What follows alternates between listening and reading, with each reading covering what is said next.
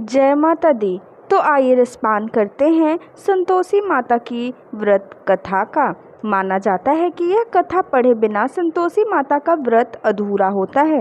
संतोषी माता व्रत की पौराणिक कथा के अनुसार एक बुढ़िया थी, उसका एक ही पुत्र था। बुढ़िया पुत्र के विवाह के बाद बहू से घर के सारे काम करवाती, परंतु उसे ठीक से खाना नहीं देती थी। यह सब लड़का देखता पर माँ से कुछ भी नहीं कह पाता। बहू दिन भर काम में लगी रहती, उपले थापती, रोटी रसोई करती, बर्तन साफ करती, कपड़े धोती और इसी में उसका सारा समय बीत जाता।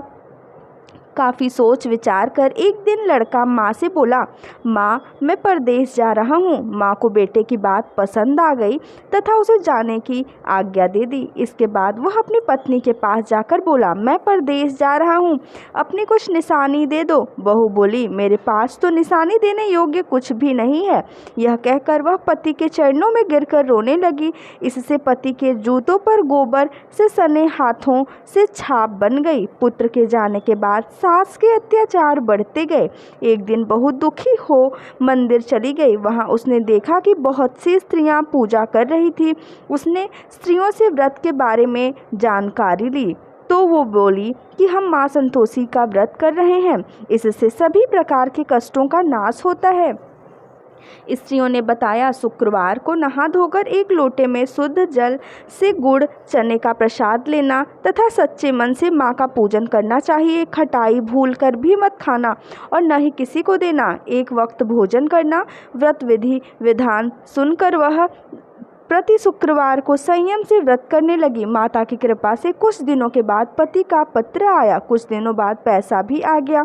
उसने प्रसन्न मन से फिर व्रत किया तथा मंदिर में जा अन्य स्त्रियों से बोली, संतोषी माँ की कृपा से हमें पति का पत्र तथा रुपया आया है।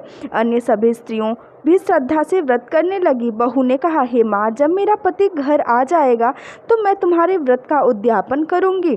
अब एक रात संतोषी माँ ने उसके पति को स्वप्न दिया और कहा कि तुम अपने घर क्यों नहीं जाते।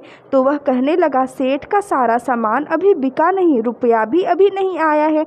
उसने सेठ को स्वप्न की सारी बात कही तथा घर जाने की इजाज़त मांगी, पर सेठ ने इनकार कर दिया। माँ की कृपा से कई व्यापारी आए, सोना चांदी तथा अन्य सामान खरीद कर ले गए।